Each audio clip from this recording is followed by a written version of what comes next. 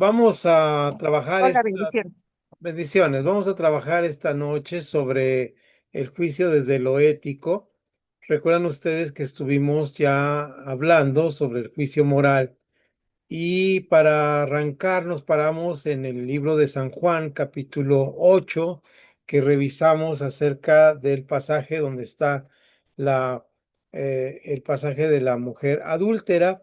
Ya lo estuvimos revisando la semana pasada, dejamos algunas inquietudes, algunos temas, y vimos que ahí expresaba los dos tipos de juicio, tanto el juicio moral que se hacía desde la ley, como el tipo de juicio ético que, pues, recuerdan ustedes que Jesús es el centro de nuestra fe cristiana, y si estamos abordando la ética desde la perspectiva cristiana, pues vemos el punto de vista de Jesús.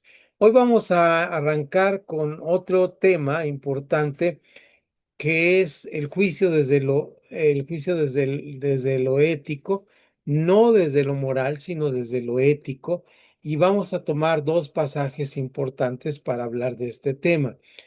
Para iniciar, pues como siempre vamos a tratar y abrir boca haciendo preguntas y viendo qué significa un juicio ético, que ya podemos ver en este momento si tenemos una noción clara de lo que es la ética. Dijimos que la ética era lo que estaba realmente en el fondo y no la forma que veíamos arriba.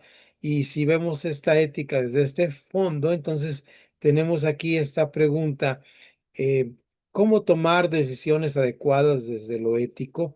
¿Cuál sería la ética cristiana correcta? Tuvimos una buena lectura de Pablo Deiros en su libro de ética, una buena porción. Hoy vamos a tener otra lectura también, pero antes de esto vamos a analizar parte de la ética en cuanto a nuestra interpretación bíblica también, cómo interpretamos la Biblia, si lo interpretamos desde lo moral o lo interpretamos desde la ética. Y aunque el pasaje que vamos a ver, que se encuentra en San Juan capítulo 4, tendría que ver mucho con la ética de Jesús, y la vamos a tocar por ahí de rozón varias ocasiones, ya tocamos ampliamente cuál era la ética de Jesús en el Evangelio de San Juan capítulo 8, cuando habló de la mujer adúltera. La ética de Jesús no era juzgar. Pero ahora vamos a ver cuáles son las interrogantes y las inquietudes que nos surgen cuando vemos un problema moral, cuando estamos ante un problema moral o ante una decisión de las otras personas. ¿Cuál debe ser nuestra ética? Entonces, sin más, vamos a pasar a la pregunta. Voy a, voy a ir abriendo boca con saludarles. Bienvenida Soledad, Rosa, Adriana, Janet, Gabriel, Pastor Alan e Israel. Ya estamos aquí listos. Esperamos que nuestros demás compañeros se unan pronto a nuestra clase. Em, Tenemos aquí el tema, entonces, y con esto abrimos un poquito de boca. ¿Qué es el juicio desde lo ético? ¿Qué sería un juicio desde lo ético? Ya vimos el juicio moral. ¿Qué sería el juicio desde lo ético? Cuando alguien hace un juicio ético, ¿qué está haciendo o qué está tratando de hacer o de qué está hablando? Iniciamos con esta pregunta. Primera, ¿qué sería un juicio ético? Vamos a ver si alguno de ustedes se anima. Recuerden, aquí no hay respuestas correctas. Aquí simplemente es qué es el conocimiento previo que tengo para sobre él ir construyendo otro conocimiento. ¿Qué es este conocimiento ético? Adelante, Pastor Alan, por favor, con su comentario. Buenas noches a todos, Dios los bendiga. Yo entiendo como un juicio desde la perspectiva ética acerca de una situación en la que tu criterio se está basando en base a lo que es lo correcto de acuerdo a la palabra de Dios. Independientemente de la parte o tocar a grosso modo lo que es la parte de la ley, tomando en cuenta la parte de la gracia de nuestro Señor Jesucristo, que no debe ser pretexto para que sea un car wash, sino que sea un parteaguas donde nos delimite desde la perspectiva del Hijo de Dios qué es lo bueno y qué es lo malo. Me parece excelente todo lo que me has dicho, pero retomo esa parte. Es un parteaguas es un momento de edición, por eso estamos en el dibujito que tenemos aquí, este dibujo. ¿Qué es lo que me admira de lo que me están hablando de esta persona? Cuando hacemos un juicio lo hacemos sobre otra persona, estamos totalmente de acuerdo, ¿verdad? Entonces, ¿qué es lo que me admira de esa persona? ¿Qué es lo que me admira que está pasando? Y por otro lado, ¿qué es lo que qué es lo que me pregunto que está pasando, ¿no? Entonces, vamos a ver esta parte y exactamente lo que decía nuestro pastor Alan aquí. Muy importante llegar a la comprensión de lo que es el concepto bíblico, que es lo que dice la palabra en cuanto a esto. Es nuestra norma de fe. ¿Algún otro comentario antes de seguir adelante? ¿Alguien más se anima a comentar algo?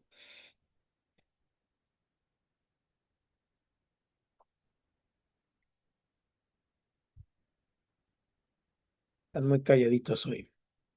Bien. Bueno, si no, vamos a seguir adelante. Entonces vamos a hacer una pequeña incursión, una pequeñísima incursión. Conmigo me van a acompañar dándome su punto de vista, su perspectiva.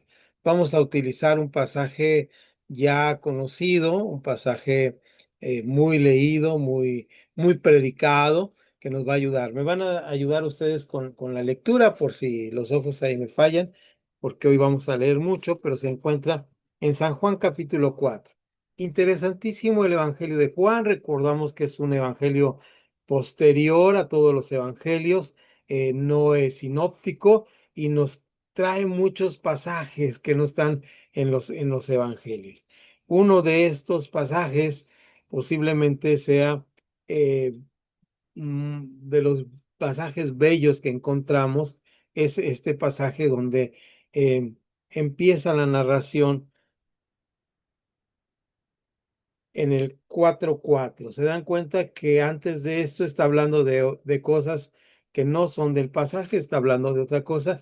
Y el 4:4 es un versículo pequeñito que podemos analizar ahora desde la ética. Recuerdan ahora que estamos dando lectura desde una perspectiva.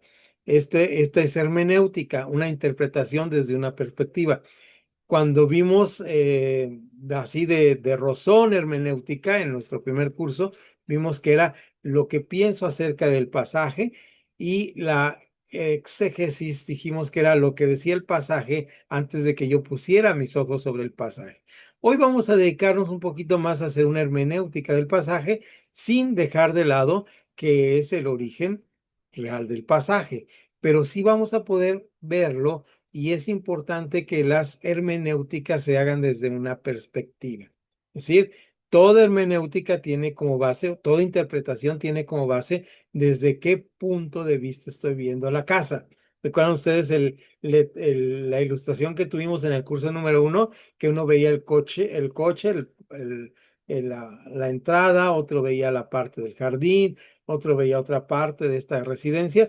De esta manera, nosotros podemos tener una perspectiva del pasaje. Hoy en 4:4 de Juan vamos a tener una perspectiva desde lo ético.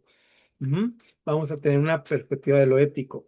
Hemos leído este pasaje desde lo evangelístico, desde lo humano de Jesús. Es decir, podemos hacer muchas interpretaciones, pero vamos a tratar de hacer un acercamiento desde lo ético, ¿de acuerdo?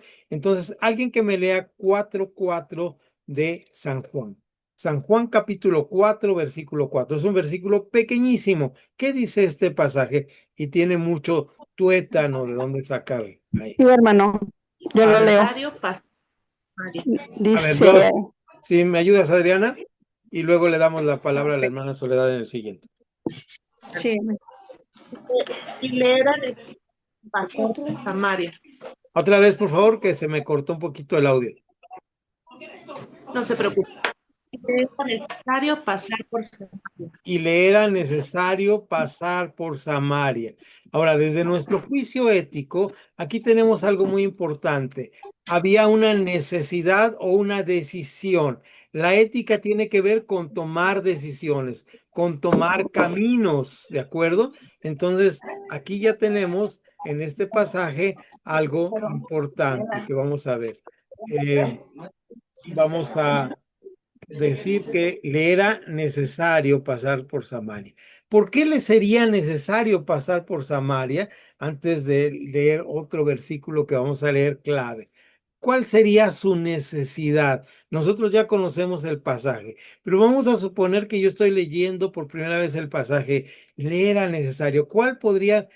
Voy a hacer una hermenéutica. No quiero interpretaciones, fíjense bien, de lo que ya conozco del pasaje adelante. Es decir, no voy a ensuciar mi interpretación con lo que ya conozco. Voy a tratar de hacer una hermenéutica haciéndole preguntas al pasaje. ¿De acuerdo? ¿Qué preguntas le podemos hacer al pasaje? ¿Por qué sería necesario? ¿Cuáles serían las causas? Voy a hacer una lista ahora, vayan haciendo su lista de preguntas de las cuales podemos derivar hacia una respuesta posible. ¿Cuál sería desde mi punto de vista la necesidad de pasar por Samaria? Empiezo yo. ¿Tendría algunos amigos en Samaria? Esa es la primera pregunta que le hago al pasaje. Dos, ¿qué otra necesidad piensan ustedes? Ya marqué camino. ¿Qué otra necesidad tenían? Adelante. ¿No ¿No habría había otro otro camino? camino? Ok, sí, adelante. Sí, muy bien. Gracias, Janet. ¿No habría otro camino? Ya lo escribió aquí. Muy bien, es otra pregunta. Ya tenemos dos. Vayan anotándolas ahí en su cuaderno si tienen. Entonces, permítanme usar la pizarra para hacerlo. Y ahorita ya le vamos a pedir a la hermana Soledad también que nos vaya preparando. eh,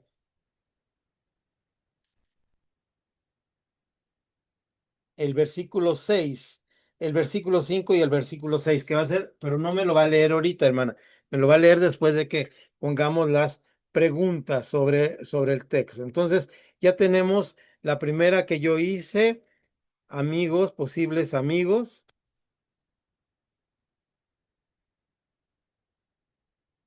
Hey, ¿qué puse? Puse un EDM de más. Amigos. Y luego ya tenemos lo que dijo Janet, que dije, no había otro camino. ¿Ok? ¿Algún otro que me quieran decir ustedes ahora? Men, yo le comparto algo. Ujú. Porque era una de las razones para las que yo pienso que era necesario pasar, era porque Dios tenía un plan. No nos dice cuál, pero ahí viene Dios Ok, involucrado. exacto. Otra posibilidad. Había un plan. ¿Ok? Un plan. Ujú. Ya lo de Dios está bien, pero vamos a decirlo así. Había un plan. ¿Ya? Uno más o dos más, por favor. Ideas así como esta. Yo, Eh, hermano, tenía carga en su corazón. ok. Había carga en su corazón. Bien.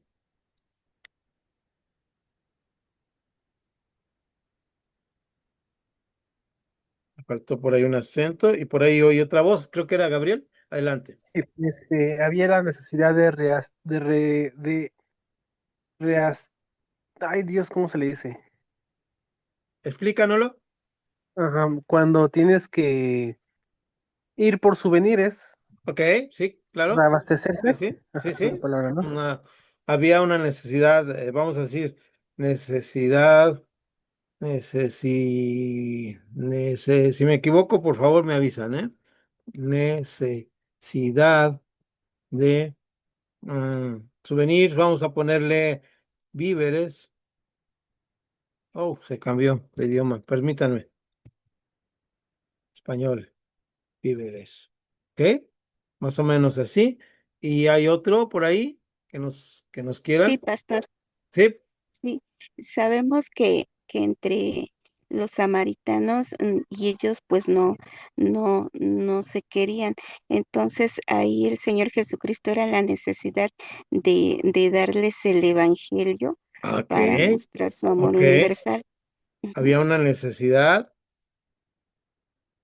o un deseo, vamos a poner una buena necesidad, aunque se repita, necesidad o deseo. Sí se escribe con seno, ¿verdad? Deseo, ¿sí está bien? Deseo de evangelizar. Ok. ¿Y hay algo más? Ujú. O sea, todas esas son las suposiciones que nosotros estamos haciendo. Ahora, ¿Cuál era la realidad? Ahora sí vamos al versículo número de San Juan, capítulo 4, y vamos, fíjense bien qué estamos haciendo en la hermenéutica. Es muy importante hacer esto en la hermenéutica. Le hicimos preguntas al pasaje. Ahora tenemos una perspectiva ética, ¿verdad? Entonces, todas esas preguntas que hicimos ahora tienen que ser compatibles con lo ético, ¿verdad? ¿Cuáles de esas podían ser compatibles? Lo vamos a ver ahora en el pasaje, en los siguientes dos versículos que dijimos que era el versículo 5 y 6. Sí, ahora sí, hermana Soledad, nos lo lee, por favor.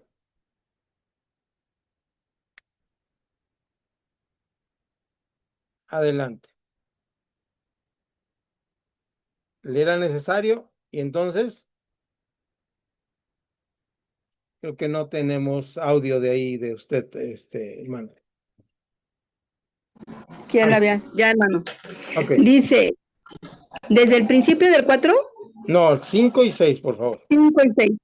Vino pues a una ciudad de Samaria llamada Sicar, junto a la heredad que Jacob dio a su hijo José, y estaba ahí en el pozo de Jacob.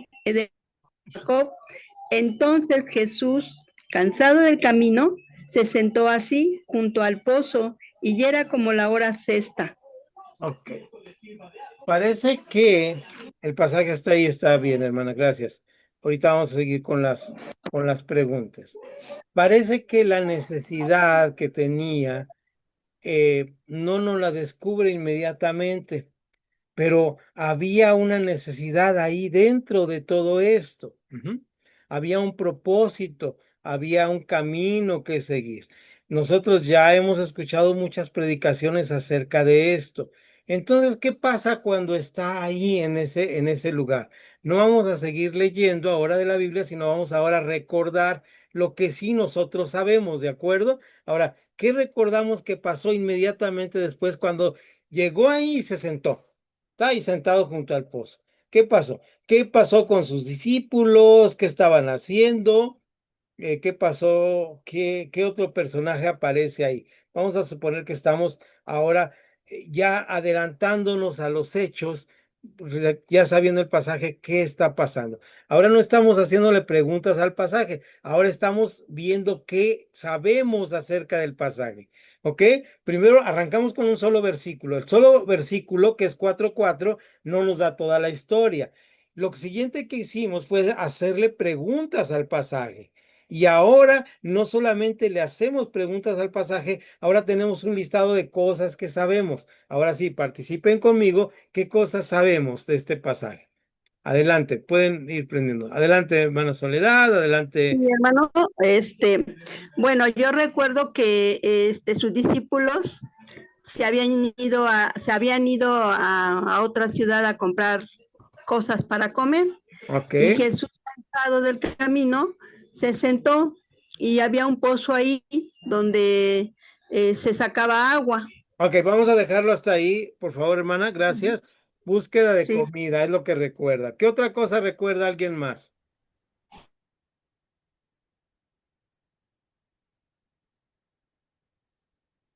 Adelante, hermana Rosa, puede prender su micrófono. Le vi ahí.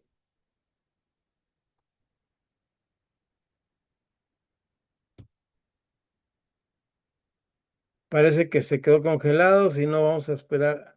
Alan, adelante, hermana Rosa, si no le estamos escuchando, tiene que prender su micrófono, por favor. Pero adelante, pastor Alan, y mientras la hermana Rosa descubre cómo.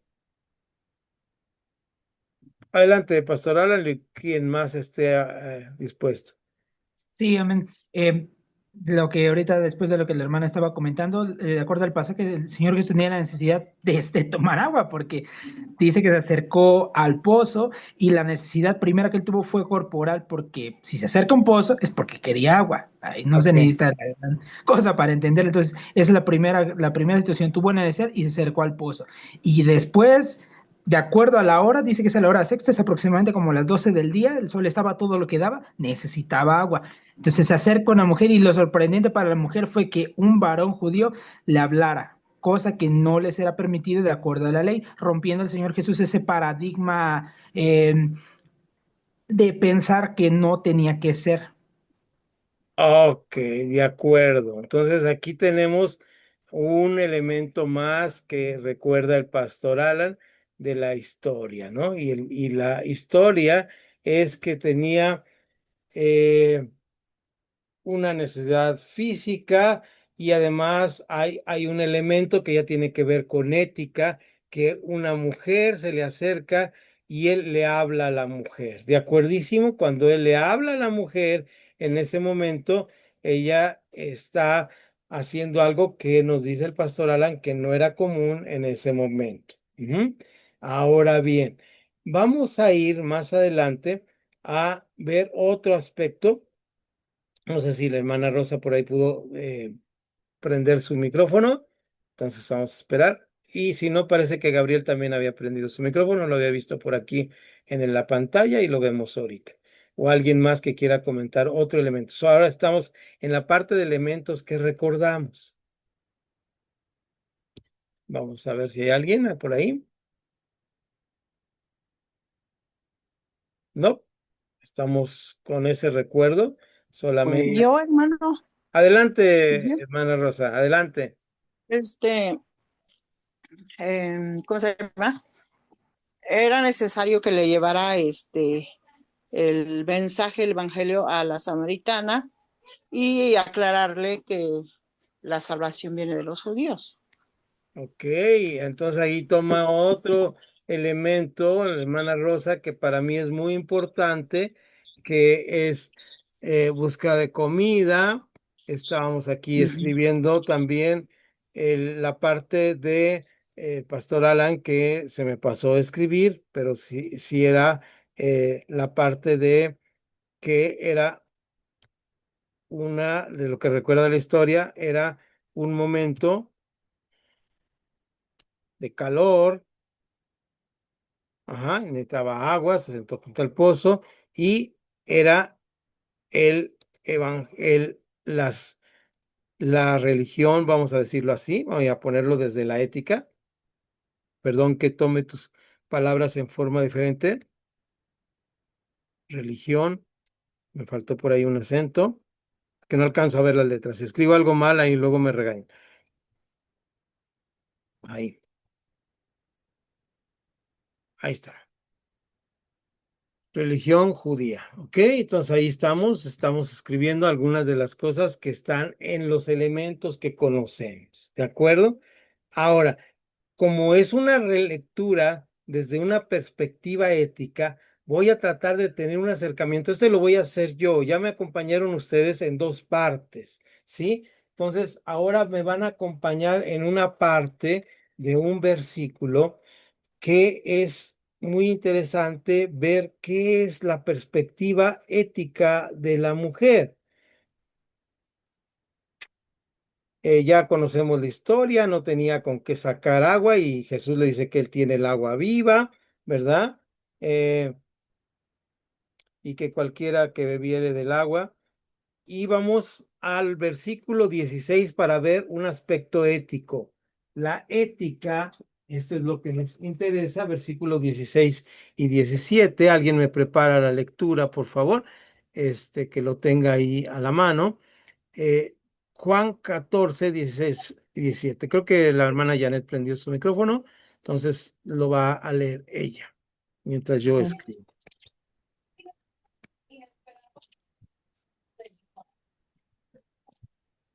Juan 14. Juan 14. No, Juan Ajá, 4, perdón, Juan 4, ajá, el versículo es el 16 y el 17. 17. Ujú. Y 18 de una vez, Janet, por favor. Ok, Jesús le dijo, ve, llama a tu marido y ven acá.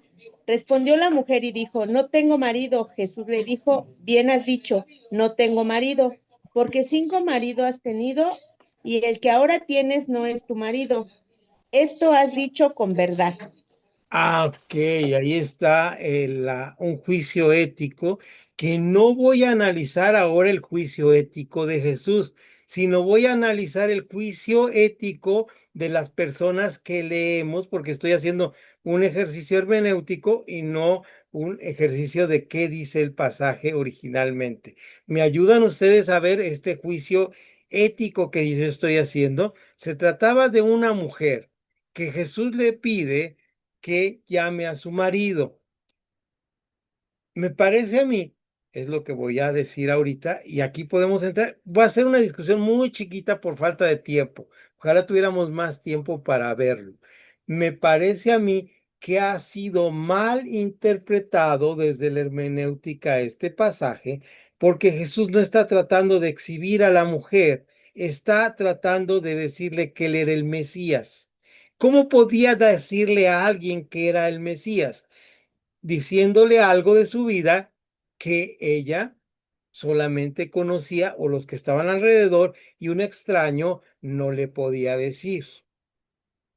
¿Se dan cuenta cómo un juicio ético no está juzgando a la persona ni sus circunstancias, sino está juzgando algo o está dando una información que él tiene porque él es Dios, porque él es perfecto Dios y perfecto hombre, y ahora él conoce esta información y la suelta con una razón de mover la conciencia de la persona? Cuando nosotros hacemos un verdadero juicio, no lo hacemos para lastimar la vulnerabilidad de las personas. Y entonces aquí viene algo que tenemos, un juicio ético, es lo que voy a escribir en mi pizarra, no lastima, si escribo mal me avisan, la vulnerabilidad del otro.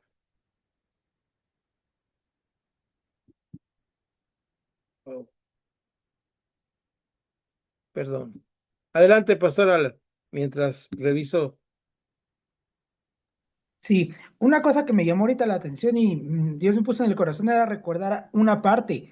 El Señor Jesús cuando le habla a la samaritana no usó palabras hirientes, de acuerdo a lo que ahorita estamos analizando, no usó palabras que lastimaran a la persona. Tuvo lo que le llamamos el tacto para saberle decir las cosas sin que se sintiera ofendida y se revelara a sí mismo como el Dios mismo teniéndole enfrente. Ok, entonces aquí ya estamos haciendo, justo junto con ustedes, Pastor Alan acaba de aportar algo muy bueno. La intención cuando hacemos un juicio ético no es lastimar a la persona. Alguien busque por ahí algo se me prendió aquí, pero lo apagamos. Alguien busque por ahí en el tío Google, por favor, y vamos a preguntarle al tío Google qué es la palabra vulnerabilidad. Creo que la palabra es latina y tiene que ver con la palabra herida, si no me equivoco, pero ayúdenme a ver si está.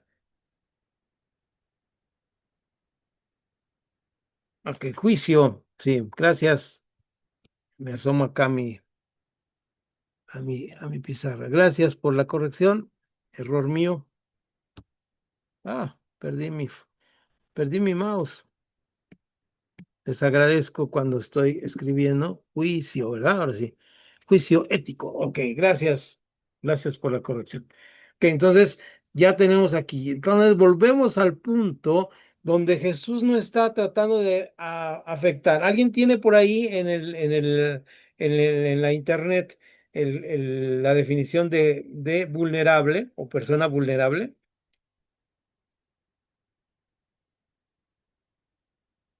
Si alguien lo tiene, nos ayuda.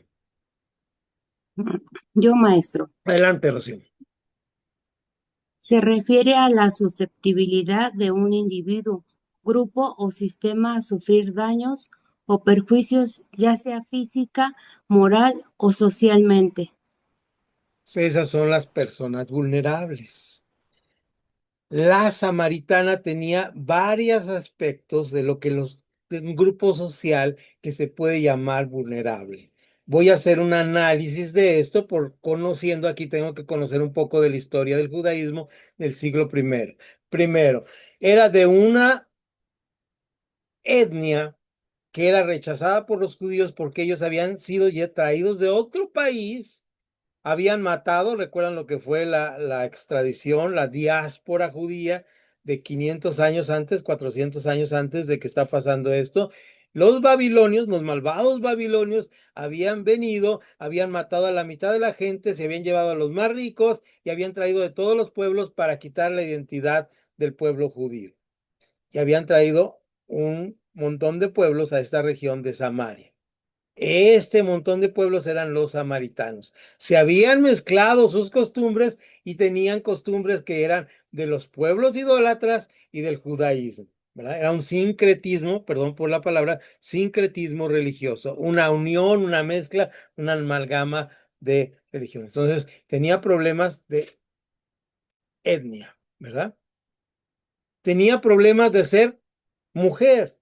En el siglo I, ser mujer no era muy bueno que digamos, ¿verdad?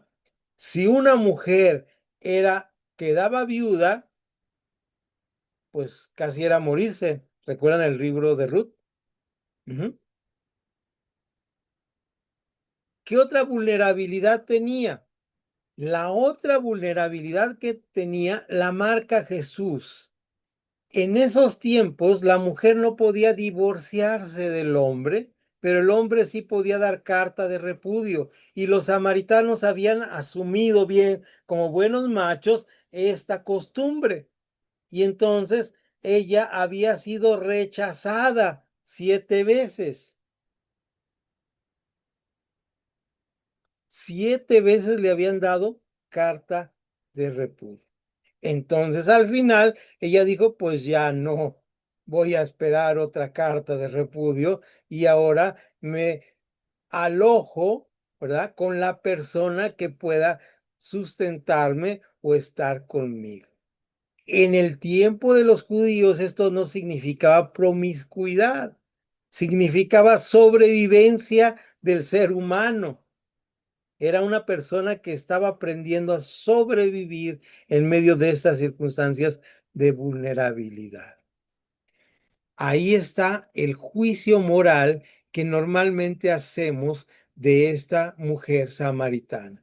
¿Cómo se conoce a esta mujer samaritana? Como una mujer que había tenido varios hombres y que ahora tenía otro hombre por sus propios recursos, ¿verdad? Sin saber que la historia en ese tiempo no permitía que la mujer anduviera escogiendo hombres, sino tenía la necesidad de ser acogida o tomada por un hombre, y en el momento que el hombre quería, la rechazaba. Entonces era una mujer que había sido rechazada. Por eso cuando Jesús le habla, le dice, ¿cómo tú siendo judío me hablas a mí? ¿Se dan cuenta de esta vulnerabilidad que tiene la mujer? Si releemos este versículo con estos ojos hermenéuticos desde una perspectiva ética de Jesús, tendremos que observar con atención la situación de vulnerabilidad de la persona mujer samaritana que había sido rechazada 7 veces. Normalmente, y vamos a ser honestos, aquí habemos hombres y mujeres cristianos, gracias a Dios, pero normalmente cómo juzgamos a la samaritana a través de la historia y de los siglos. ¿Qué pensamos de esta mujer? Cuénteme rápido porque tengo que pasar al siguiente punto.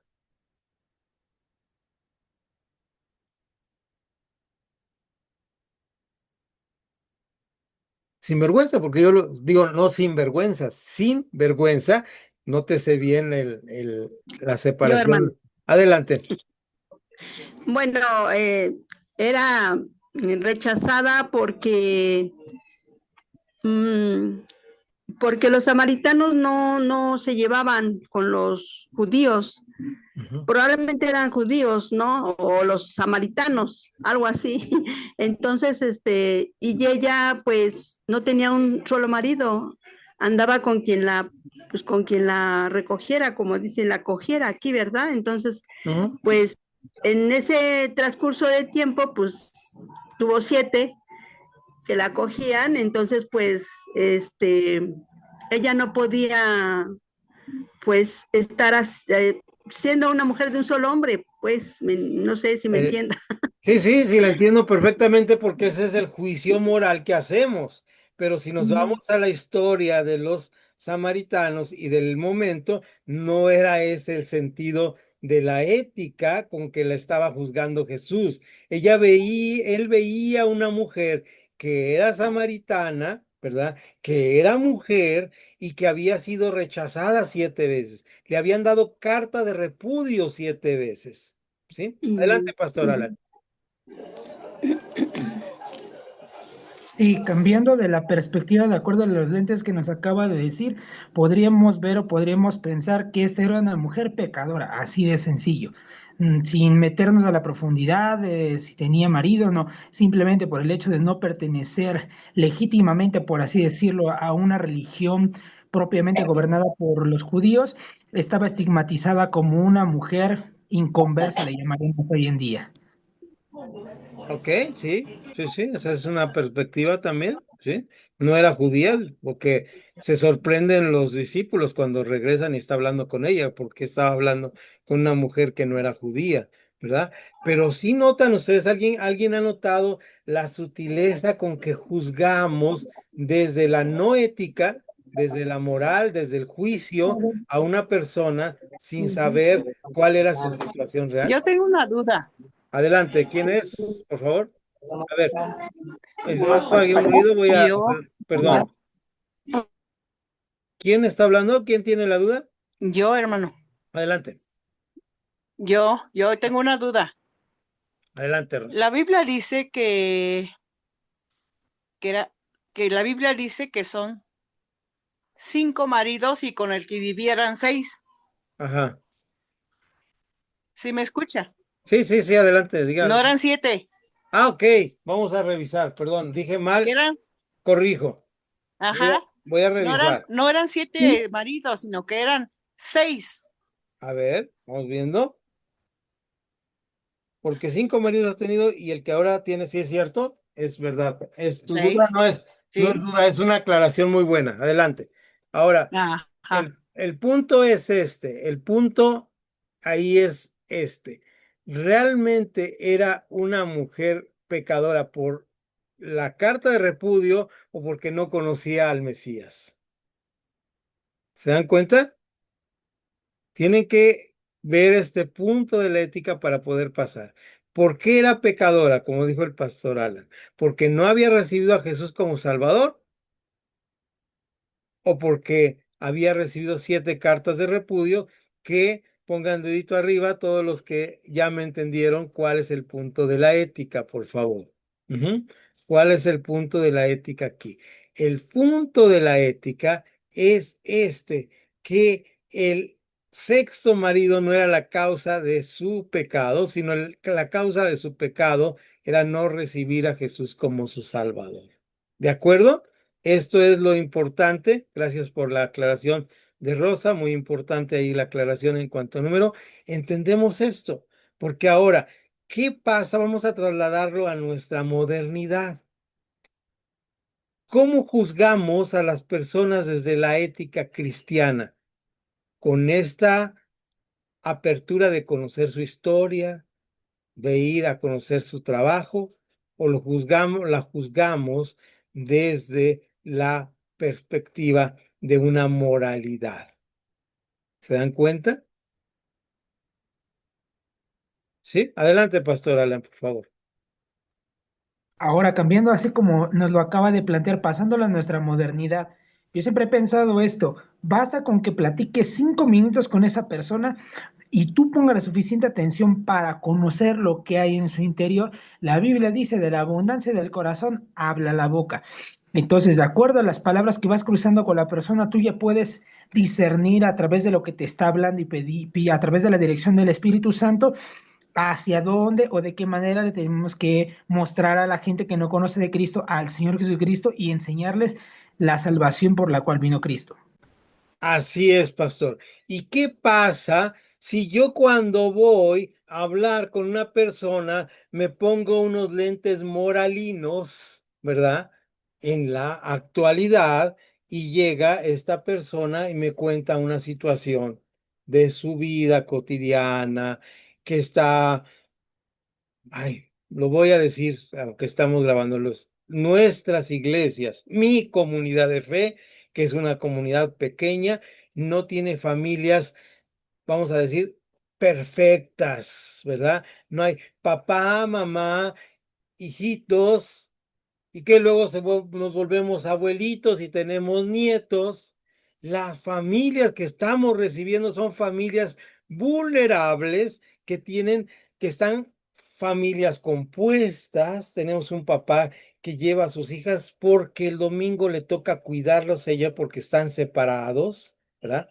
Y ahora se convirtió al cristianismo y tiene que vivir esa circunstancia que no es una situación perfecta. Ahora, si yo los uso con estos lentes morales, ¿qué le voy a decir? ¿Cómo lo voy a juzgar? Si yo cuando tomo San Juan capítulo 4 y veo acerca de la mujer samaritana y yo la estoy juzgando como una mujer promiscua de entrada, sin ver todas sus vulnerabilidades, todas las cosas que están pasando. ¿Qué está pasando con esto? ¿Se entiende este punto? Bien. Oh, me pasé 13 minutos de este tema y eso es casi, casi mal para mí, porque vamos a ir al siguiente tema. Les mandé un escrito, por favor. No sé si lo alcancemos a leer hoy completo. Sí me gustaría leerlo porque me parece que es un trabajo que concatena, que embona muy bien, que encadena muy bien con este tema del juicio ético. Ujú, donde no se lastima la vulnerabilidad del otro. Y hay que llegar al final. Este es la experiencia ética de un gran hombre de Dios llamado San Pablo en la carta a los Gálatas. Me parece que una lectura de la carta a los Gálatas, una lectura completa de los 6 capítulos del libro de los Gálatas, nos deja un sabor de boca. Mucho de lo que nos está hablando Pablo es de ética, de un juicio ético. Y cuando lo vemos desde esta perspectiva, podemos hacer una hermenéutica mucho más rica y mucho mejor. Yo hice este escrito que les envié, que vamos a ir revisando. Si me ayudan los que me puedan ayudar, déjenme ponerlo aquí en pantalla. Vamos a llegar hasta donde tengamos que llegar, no más. Y ahí los veo un poquito del lado derecho y los tengo ahí. Y van a seguir ustedes escuchando y vamos a ir deteniéndonos. Vamos a saborear un poquito. Ahí ustedes ya lo están viendo en pantalla. Vamos a saborear un poquito. Se los envía a su correo. Vamos a saborear un poquito el texto, ¿no? Entonces vamos a ir haciéndolo así. Yo este texto tengo que decir, lo escribo. Después yo tengo la costumbre de leer la Biblia. En la actualidad tengo esta costumbre de leer un libro durante todo el mes. Por ejemplo, ahora estamos en agosto, estoy leyendo un libro de la Biblia y cada día leo un capítulo, dos si es muy largo, ¿verdad? El libro, tres. Ahorita estoy con el libro de Jeremías, que es en el Antiguo Testamento, un profeta. Y entonces yo, cuando estoy leyendo, como estoy estudiando otras cosas, le doy una perspectiva y escribo notas sobre esto, comentarios breves. Este lo hice hace como 2 o 3 años, cuando yo estaba leyendo durante un mes el libro de Gálatas. Leí Gálatas, Efesios, Filipenses, Colosenses, cada uno de estas cartas de Pablo durante todo el año de hace 2, 3 años, y pude ir escribiendo breves comentarios. Y después de esto le di un enfoque como este que vamos a leer aquí. Empiezo la lectura y luego ustedes me van a ir ayudando ahí con su vista, van a ir levantando la mano para que no nos atropellemos y me van a decir quién sigue con el siguiente párrafo. Yo voy a leer el primer párrafo. Dice: Gálatas, un comentario breve, un juicio ético de Pablo a los Gálatas, por Nahum Vega. A manera de introducción, cuando la iglesia local se reúne, es un pequeño fragmento de lo que es la Iglesia Universal de Cristo. Al igual que los mosaicos venecianos artísticos, verlos muy de cerca de ninguna manera permite apreciar la dimensión de la obra.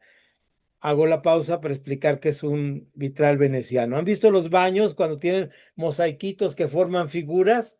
Ese es un mosaico. Entonces, si usted lo ve así de cerquita, pues no se da cuenta, tiene que verlos de lejos. Por eso decimos, el reinado de Dios es ese conjunto de mosaicos que somos los miembros que desde nuestra individualidad, al parecer somos insignificantes.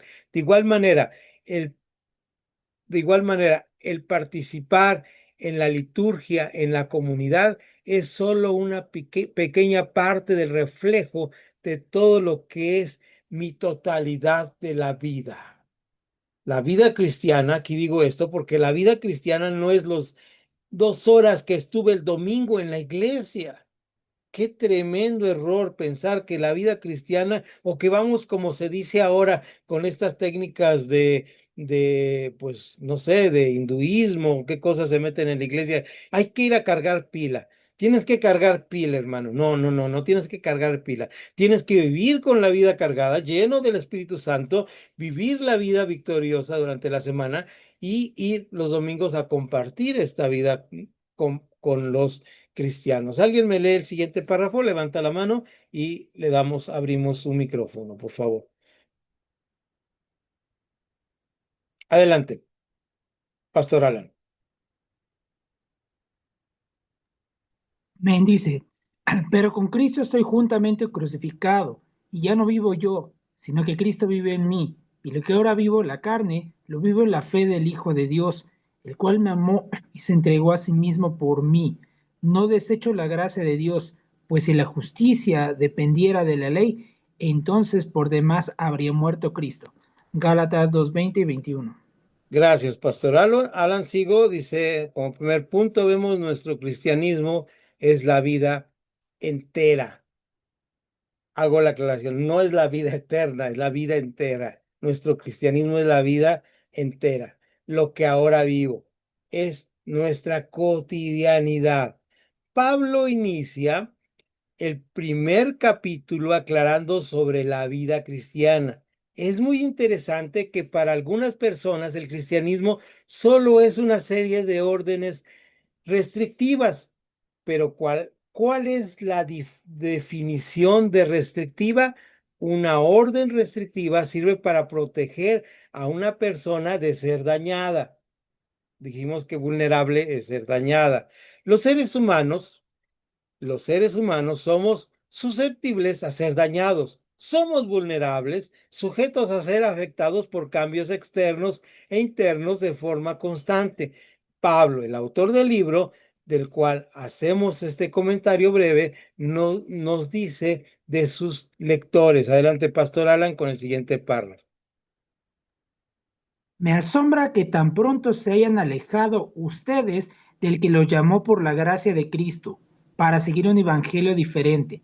No que haya otro evangelio, sino que hay algunos que los perturban y quieren pervertir el evangelio de Cristo.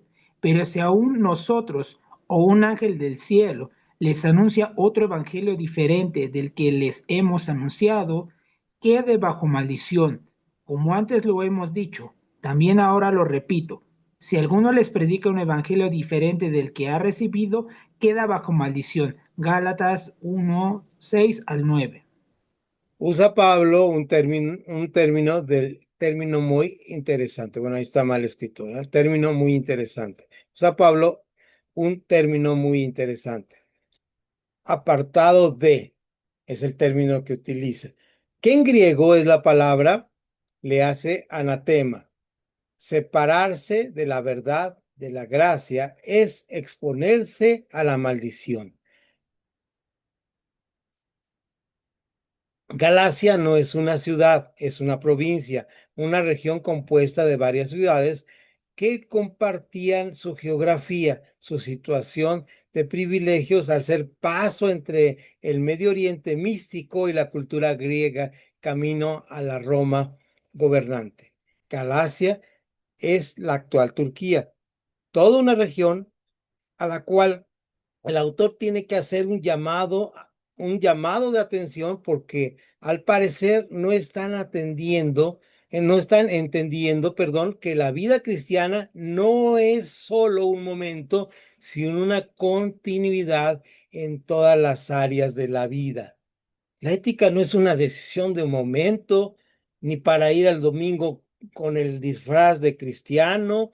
No, la vida ética cristiana es de todos los días. La vida cristiana no es una vida, se metió ahí una X, de 2 horas, ni de los 10 pasos para vivir el cristianismo. El cristianismo es una continuidad de pensamiento que debe ser reflejado en cada momento de la vida. Ayúdame, Pastor Alan, con los 2 siguientes párrafos para luego comentar. Amén. Pablo se admira que les predicó el Evangelio del Reino y solo en un poco de tiempo han perdido, no el poder mismo, sino la capacidad transformadora en la vida de estos cristianos de Asia Menor. El otro evangelio, entrecomillado, el cual se refiere Pablo en una forma de pensamiento con la cual había sido seducido los Gálatas, y es: cumple la ley para ser salvo. Él les había enseñado que solo por gracia. Ok, Pablo les había enseñado eso, fíjense, ¿y ellos qué están haciendo? Pablo lo escribe con precisión en el segundo capítulo. ¿Alguien me ayuda con ese párrafo, por favor? Que no sea el pastor Alan, ¿alguien más que quiera ayudarme a leer? Levanta la mano, por favor, para saber qué va a leer, porque no los tengo en cuadritos y cuando levantan la mano me aparecen arriba. Ok, creo que no veo manos levantadas. Bueno, voy a intentar, si me alcanza el ojo, lo vemos. Sabemos que el hombre no es justificado por las obras de la ley, sino por la fe de Jesucristo. Y también hemos creído en Jesucristo para ser justificados por la fe de Cristo y no por las obras de la ley, ya que por las obras de la ley nadie será justificado. Y si al buscar ser justificados en Cristo, también nosotros somos hallados pecadores, ¿será por eso Cristo ministro del pecado? De ninguna manera, porque si las mismas cosas que destruí las vuelvo a edificar, me hago transgresor, porque yo, por la ley, soy muerto para la ley, a fin de vivir para Dios. Pero con Cristo estoy juntamente crucificado, y ya no vivo yo, sino Cristo vive en mí. Y lo que ahora vivo en la carne, lo vivo en la fe del Hijo de Dios, el cual me amó y se entregó a sí mismo por mí. No desecho la gracia de Dios, pues si la justicia dependiera de la ley, entonces por demás habría muerto Cristo. Gálatas 2:16 al 21. Ayúdame, Pastor Alan, con el último parrafito y si alguien más me prepara el parrafito de abajo. Amén. Dice: el vivir bajo la ley no es solución a la vida pecadora del hombre. La ley tiene la función de mostrarnos cuán pecadores somos y que necesitamos de la gracia que nos hace vivir a Cristo en mi propia vida, en mi cotidianidad. Dejemos que Pablo nos siga hablando ahora en el capítulo 3. ¿Alguien lo tiene? Ese parrafito de abajo. O Gálatas Yo insensatos. no tengo esto. Adelante, Muy Adriana. fácil. Adelante, Adriana. Oh, insensatos, ¿quién los fascinó para no obedecer la verdad? Si ante los ojos de ustedes Jesucristo ya fue presentado claramente como sacrificado, solo esto quiero que me digan: ¿recibieron el Espíritu por las obras de la ley o por el oír con la fe? Tan necios son, comenzaron por el Espíritu y ahora van a acabar por la carne. ¿Tantas cosas han padecido en vano? Si es que realmente fue en vano, aquel que les suministra el Espíritu y hace maravillas entre ustedes, lo que hace por las obras de la ley o por el oír con la fe. Gálatas 3 del 1 al 5. Perfecto. Vean cómo Pablo les da una respuesta increíble en el capítulo 3 a esto que estamos discutiendo de la ética. Ahora, voy a leer el primer párrafo, inmediatamente el pastor Alan lee el siguiente párrafo y Adriana el tercer párrafo para terminar con esto. Fíjense bien, así en este orden vamos a ir leyendo. Aquí es muy útil La definición de esta palabra del diccionario: insensato o insensata, adjetivo o sustantivo masculino y femenino, que no muestra buen juicio o madurez en sus actos, sin sentido, que ha perdido la testa, la cabeza, ¿verdad? Adelante, Pastor Alan. Y luego, Amén. Adrián. Pablo le dice, no estás pensando con la cabeza, están pensando con el estómago, no desde el sano juicio, más bien desde el sentir. Adelante, Adriana. Sí.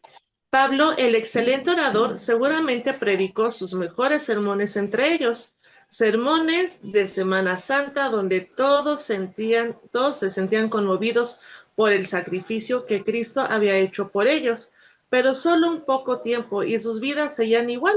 La cotidianidad los hacía presas de seguir bajo la ley. Qué fe es la cotidianidad, ¿verdad? En la iglesia somos bien cristianos, pero fuera, qué tremendo. Seguimos leyendo en este orden que estamos por párrafos. Entonces, ¿para qué sirve la ley? Pues fue añadida por causa de la transgresión hasta que viniera la simiente a quien fue hecha la promesa y fue ordenada por medio del ángel en manos de un mediador. Y el mediador no lo es de no solo, pero Dios es uno. Por favor, Pastor Alan, y luego Adriana, siguiendo con Gálatas. Amén, dice, ¿contradice la ley a las promesas de Dios? De ninguna manera, porque si la ley dada pudiera dar vida, la justicia sería verdaderamente por la ley, pero la Escritura lo encerró todo bajo pecado para que la promesa que es por la fe en Jesucristo fuera dada a los creyentes. Gálatas 3:19 al 22. Si pensamos en leyes físicas y ponemos como ejemplo un muro en una casa que tiene como función delimitar los espacios, y si queremos salir tenemos que tomar los lugares adecuados para hacerlo. El no tener respeto por un muro nos puede provocar un gran dolor de cabeza. Nunca falta quien quiere salir por la pared. Por eso Pablo aclara que la ley de Dios tiene un propósito, muestra el carácter santo de Dios, nos muestra cuán pecadores somos.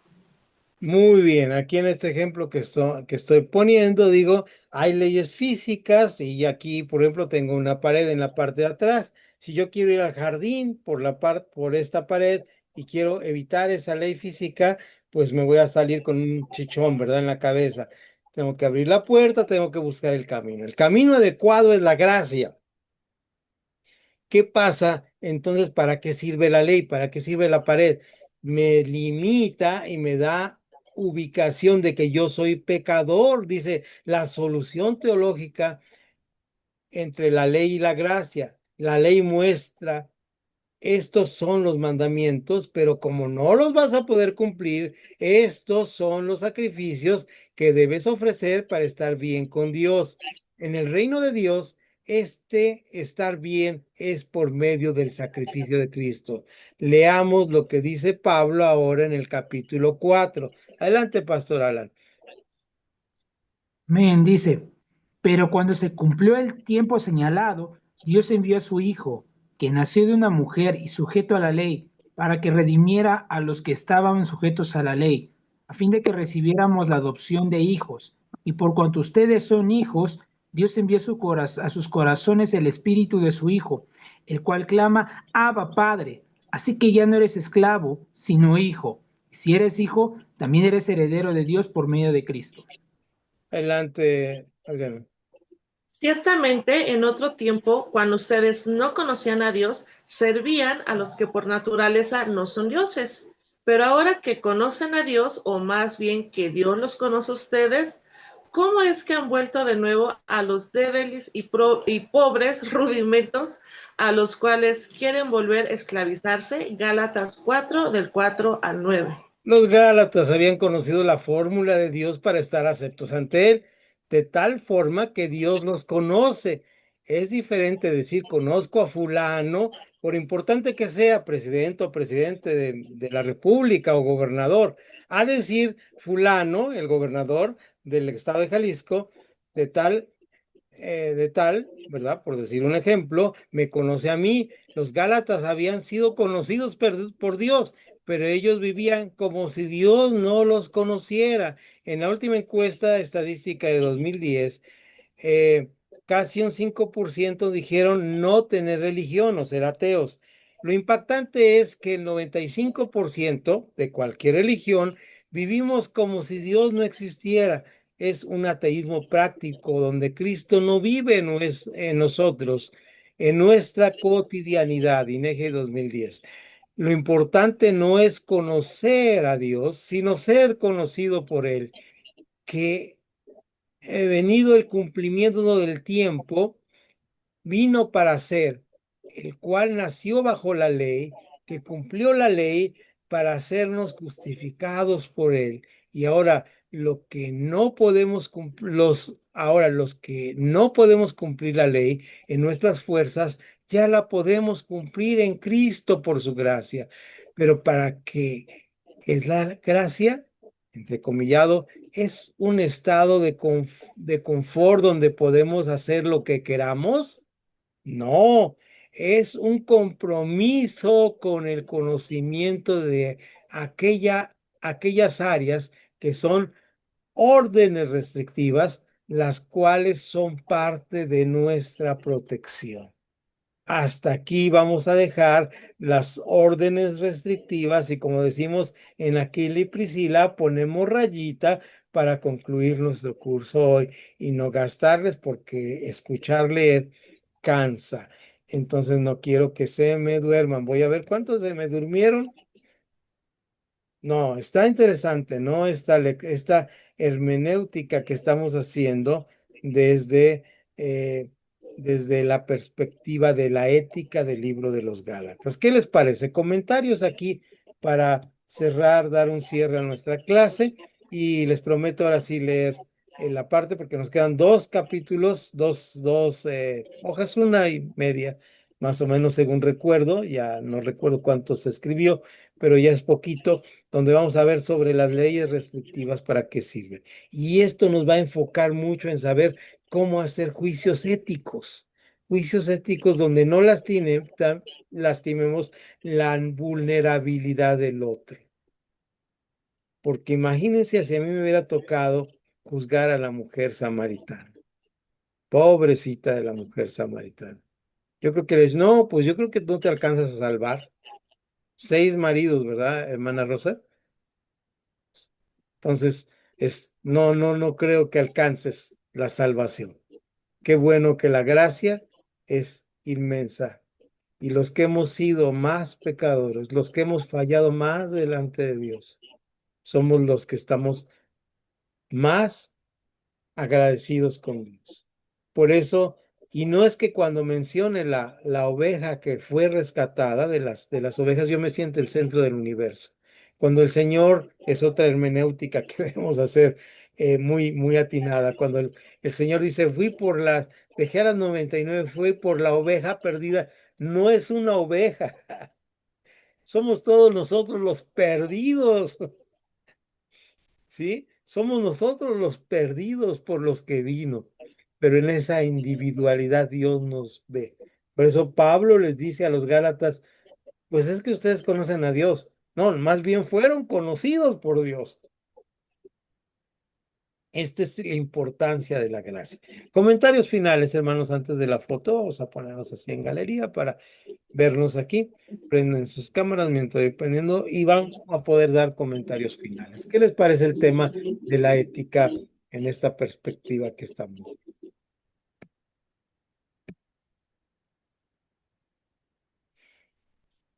Adelante, Pastor Alan.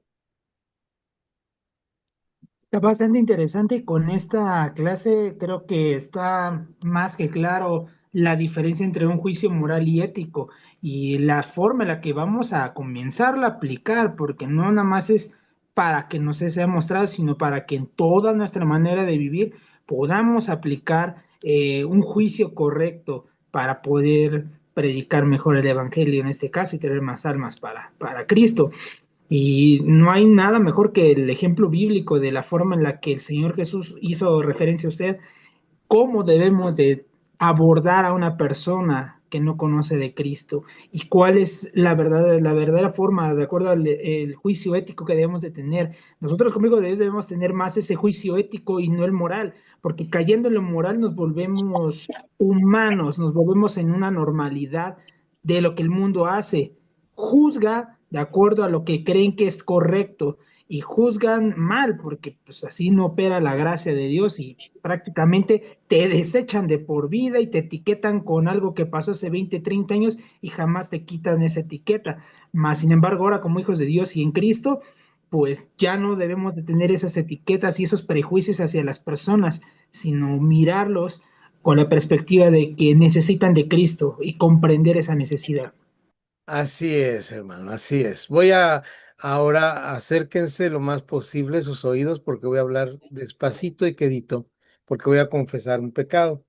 Entonces ahí es donde tienen que acercarse con mucha atención porque para que no escuchen en otras partes, ¿no? Una noche de estas tormentosas de junio, julio aquí en Guadalajara. Caen unas tormentas como las que están cayendo ahora en la Ciudad de México, de esas que uno dice, se va a caer el cielo, se va a inundar todo. Y yo venía de trabajar ya anoche porque era trabajólico en ese tiempo. No es el pecado que estoy confesando, ese todavía no lo confieso aún, pero venía de trabajar en el carrito y mi carrito empezó, no se veía nada y de repente vi algo que pasó frente de mí y de repente oí como cuando un perrito chilla. ¡Oh! Le pegué a un perrito. En medio de la lluvia le pegué a un perrito. Y entonces no quise regresar ni ver. Me dio una tristeza tan grande del animalito que se me había atravesado. Aquí muy cerca de casa. Y entonces llegué a la casa y le dije a mi esposa, cuando matas un perro, toda la vida eres mataperros. Así que de aquí en adelante seré un mataperros, ¿no? Entonces, eso es lo que decía el pastor Alan, ¿no? Te juzgan por cosas, el juicio moral te juzga por cosas de toda tu vida. 7 cartas de repudio, digo, ¿cuántas? 6, perdón, hermana Rosa, 6 cartas de repudio y posiblemente estás por las 7, estás buscando la carta de repudio 7 y no tenías que hacer nada para la carta de repudio, no tenías ni que portarte mal. Entonces, ahí está el juicio moral, ¿no? Entonces, eso es interesante. ¿Algún otro comentario antes de la foto y la sonrisa? Creo que Janet. Adelante, Janet, si Pero quieres. eran 5, ¿no? 5 cartas de repudio porque tenía el texto. 5 y la próxima era la sexta, ¿verdad? Posiblemente. Adelante. ¿Algún comentario? ¿Vas a comentar algo, Janet, o no? Ok, Solo eso de la... ok. Yo, maestro, Adelante, Adrián. me parece que aquí la clave para diferenciar entre la moral y la ética, como decía el pastor Alan, pues la moral, pues, puras acusaciones. Y jamás se van a olvidar el pasado. Pero aquí la clave es la mente de Cristo, porque dice la palabra que nosotros tenemos su mente. Aunque siendo sinceros, pues a veces solemos ser más moralistas, ¿verdad? Que tener la mente de Cristo, pero ante la situación sí nos podemos preguntar, ¿qué haría Cristo en esta situación? Y pues ya basado obviamente en la palabra, en lo que le conocemos al Señor y todo, pues eso sí nos ayudaría a actuar verdaderamente desde la ética, que es la palabra, que es la gracia, el amor de Dios, en lugar de ser moralista, porque ¿qué es lo que haría Cristo? Cristo no condenó, no señaló, no mandó a nadie al infierno, Él buscó restaurar, él buscó aún liberarte, pues esa sería la diferencia, hacernos esa pregunta, ¿qué haría Cristo en esa situación? Y ojalá no se nos olvide tan seguido hacernos esa pregunta y pues solamente así es como podríamos ir obteniendo su mente. Gracias, Adriana. Efectivamente, ser cristocéntrico no significa ponerte una túnica, traer el pelo largo, usar barba. No, eso no es ser cristocéntrico. Ser cristocéntrico es ver cómo era la vida de Jesús, ni siquiera la santidad, ni siquiera los milagros de Jesús, aunque dice que esas señales seguirán a los que creen en su nombre, ¿verdad?